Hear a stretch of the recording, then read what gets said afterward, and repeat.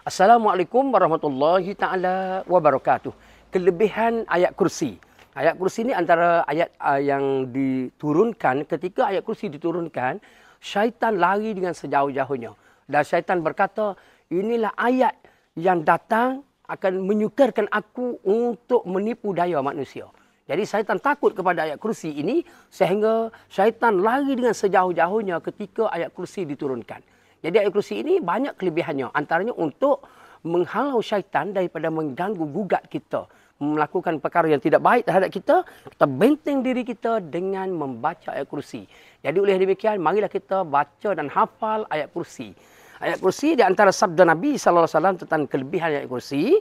Nabi bersabda, man qara'a ayatul kursi fi baitihi. Barang siapa membaca ayat kursi di rumahnya, kharaja minhu syaitan. Akan keluar daripada rumah dia syaitan. Bila syaitan keluar rumah kita, malaikat masuk. Malaikat masuk. Jadi bila malaikat masuk, rumah kita mendatangi rahmah. Mendatangi menjadi rumah yang baik, rumah yang mulia, rumah yang barakah kerana ada malaikat di dalamnya. Di antara untuk kita halau supaya keluar syaitan pada rumah kita, kita kena baca ayat kursi. Kita kena perbanyakkan baca Al-Quran. Kita perbanyakkan zikir. Kita kena lakukan sembahyang sunat di rumah kita. Dan kita kena adakan jamuan makan. Antara rumah yang datangi keberkatan, rumah yang boleh mengundang para malaikat, rumah yang mengadakan jamuan makan. Rumah yang buat panggil tetamu makan, rumah ini datangi keberkatan. Malaikat masuk dan syaitan akan keluar daripada rumah tersebut. Kharaja minhu syaitan. Antaranya syaitan akan keluar apabila seseorang itu membaca ayat kursi. Sabda Nabi SAW, ayat kursi dalam dalam hadis yang lain menceritakan tentang kelebihan membaca ayat kursi.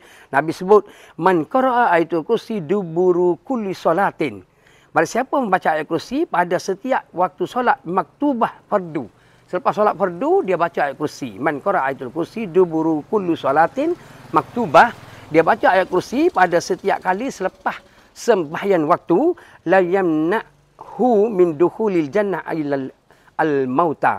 Tidak akan menegah dirinya untuk masuk syurga melainkan ia mati. Selepas dia mati, dia akan diberi syurga kepadanya kerana dia mengamalkan ayat kursi melalui hadis ini. Jadi dengan mengamalkan ayat kursi tadi, kita akan mendapat banyak kelebihan.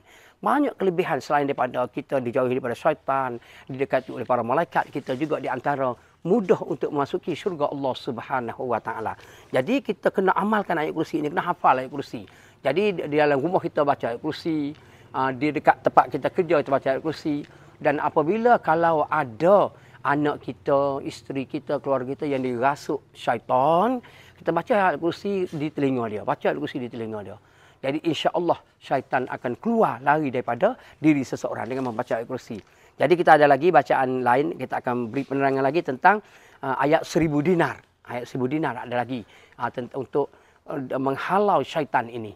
Jadi mudah-mudahan dengan kita amal ayat kursi, kita baca ayat kursi di rumah kita, di tempat kerja kita, dalam kenderaan, di mana saja kita amalkan ayat kursi, di tempat kita nak pergi berkelah, nak pergi melancong, nak pergi ziarah, nak pergi mana saja kita amalkan baca ayat kursi, insya-Allah ayat kursi akan menjadi peneman kita, mengelak kita daripada terkena gangguan syaitan.